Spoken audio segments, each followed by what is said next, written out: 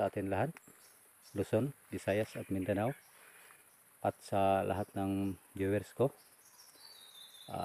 May bago akong videos. Ito ay parang tutorial na rin mga bro.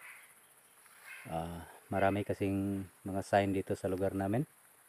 At ito ay isang kagubatan. Ayan, kung makikita ninyo, malalaki ang mga kahoy.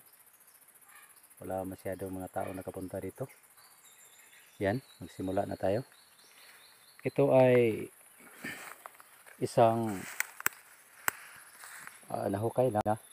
hinukay na mga treasure hunter. Hindi ko lang alam kung may nakuha sila dito, pero dinikod ko uli.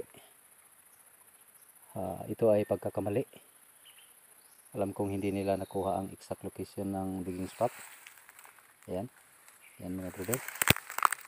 Yan ay isang bato na hinati sa dalawa.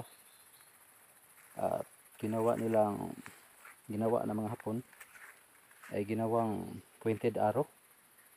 Ayan, ito ay rock pointed arrow decoding ang ginagawa ko dito mga bro. Sana ay matutunan nyo ito. Hindi lang mga nakaukit sa bato ang ating i-decode. Ito din ay tinatawag na pointed rock decoding. Ayan, kung makikita natin, dalawang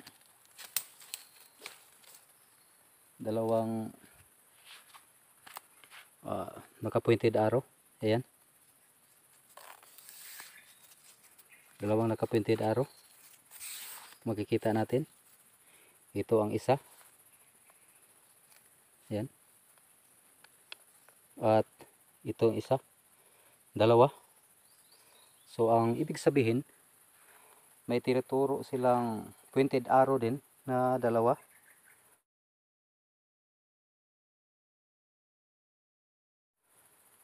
Ang mga treasure hunter, dito nila hinukay mga bro. Dito banda, ito, hukay ito. Ayan, malalim, mga 1 meters. At patungo doon. Ayan, ito ang isang bato na hinati. Ayan, ito ay pagkakamali ng mga treasure hunter. Ito ang shallow hole.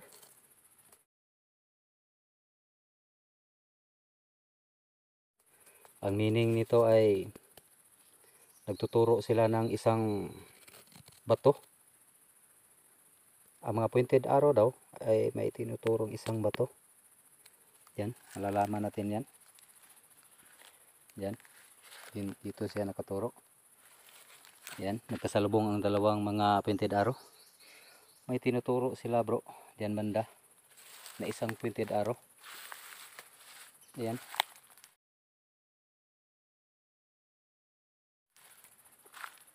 Yan ay pointed arrow. Yan, huwag niyong digmahin ang mga klaseng sign na yan. Hindi lang guhit ang ginagawa ng mga Hapon mga bro. Gumagawa din sila ng mga bato na patulis na ginagawa nilang pointed arrow. Yan, isang legit marker yan mga bro. At tinuturo naman niya ang isa pang pointed arrow din. Ayan, isang pointed arrow, malaki. Ayan, at may direksyon siyang tinuturo. Diyan banda, yan, yung batong yan, dito, itong bato. Yan ang mga kamalian ng mga treasure hunter. Ayan, balik tayo mga bro. Yan, yan ang pointed arrow. Dito siya nakaturo. Dito banda. Walang sign mga bro. Yan dapat ang tandaan. Hindi na naglagay ang mga Hapon ng mga nakaukit na marker. Mga pointed arrow ang ginamit nila. Yan. Ito. Nakaganyan. at tinuturo niya ang nag-iisang bato. Yan ang tinutukoy ng hole, nag-iisang bato. Yan, ito ang isang tinted arrow, ito ang isa. Yan, na tinuturo din niya ang isang bato na patulis. Ito din ang isa. Yan ang tinutukoy ng isang bato na hinati sa dalawa. Napakalaki mga bro, mga 2 meters din. Yan, pinatulis din nila ang masig bawat dulo ng dalawang hati na bato. Yan, diyan sila naghukay patungo doon. At sinundan ng mga treasure hunter ang patulis na bahagi. Ito sinundan nila, ito banda may hukay sila dito. Ayan, dito banda may hukay sila, pero sigurado ako mga bro na wala silang nakuha dito dahil mababaw lang. Ayan, tagal na siguro ito, mga tansa ko lang mga 2 taon. Wala naman silang mga sign na nakuha. Ayan, ito ang isa pang butas. Tatlo ang butas nila mga brother. Ayan, 3 ang butas nila.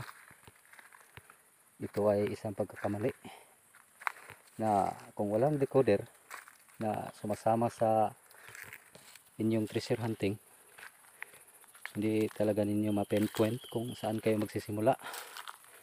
Napakasimple lang ito mga bro. Ito ang ginagawa ng mga Hapon na tinatawag lang simplicity.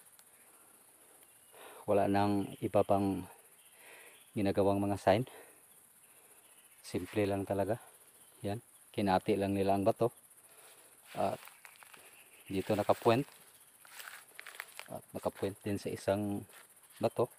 Ayan, at may tinuturo silang nag-iisang bato dito.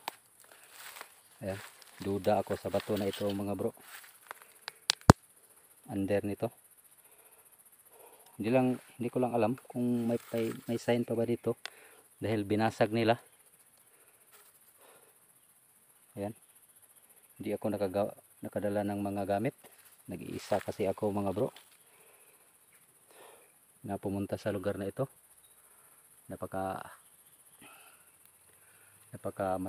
Maraming kahoy dito. Yan, nag-iisang bato. Sigurado ako na malaki ang bato ito mga bro. Yan, dito ang deposito. Ito ay small deposit, hindi naintindihan ng mga treasure hunter. Yan, sa bawat treasure hunting natin mga bro, pag-aralan natin ang ating site dahil sayang naman at hindi natin pinpoint kung saan tayo magsisimula. Ayan, dito ang sikatan ng araw. Left side patungo ang mga sign mga bro. Yan ang tandaan, left side. Yan, at yan, left side, at patungo na naman siya sa lubugan ng araw. Ayan, doon ang bato isa. Yan ang isang pointed arrow.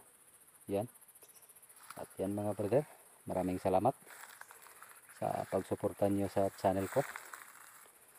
Marami pa akong i-discuss sa site talaga. Sana ay inyong magustuhan at makapulot kayo ng kaunting aral. Yan, maraming salamat. Ito ay isa sa mga dapat naming mga hukayin. Yan, hindi namin mahukay lahat bro dahil napakarami ang site namin, at isa lang to sa mga dinicode ko para mapakita ko sa inyo na ang tamang pag-decode. Maraming salamat. Golden Philippines Treasure and Code.